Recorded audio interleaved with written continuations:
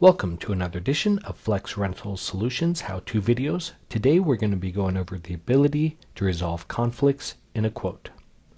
When we set out to solve this problem, we didn't just want to solve it, we wanted to solve it elegantly and efficiently, and we believe we've done that. So here we've got a quote that's got 4 different line items, all with conflicts.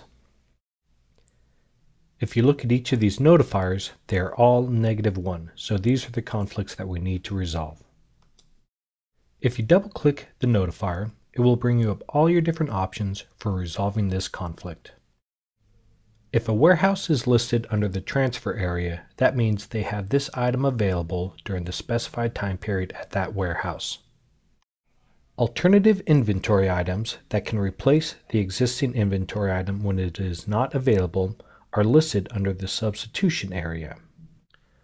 The subrental vendors that we have pre-configured in the system are listed here as well, with their estimated price and lead time for this item. And last, we list the purchase order vendors with their estimated price and lead time to receive this item. To resolve the LS9 conflict, we're going to use the substitution method and select the M7 to substitute in place of the LS9. With the console replaced, the conflict notifier informs us that we have stock available to cover this line item for this quote. Let's look next at the PM5D line item. There's another quote in the system from the Flex Rental Solutions warehouse that has 2 PM5Ds going out during the exact same time period. So, when we double-click the line item, the available options to resolve this are substitution, subrental, and purchase order. We're going to select subrent from PRG. It will automatically create our rental PO and it will resolve the conflict. Let's look at our splitter snake. We'll double click that one, and the only options that we have right now is to transfer. We'll set up a transfer order for that. So now we've got a new transfer order and the conflict is resolved. If we double click on the last conflict notifier of the inventory item, the only available resolution is a transfer order.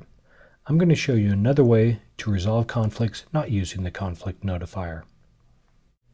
Clicking on the logistics view at the top of the quote, we can view all the logistical information regarding this quote.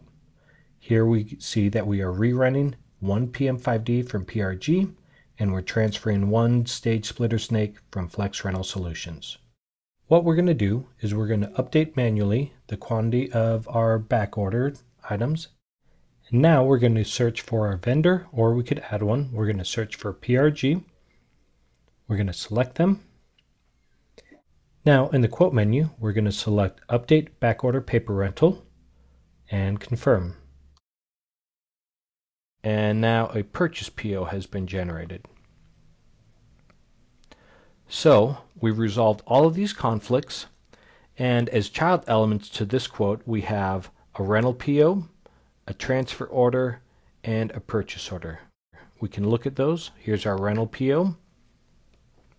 It's coming in and arriving on the 25th, and it's returning on the 27th.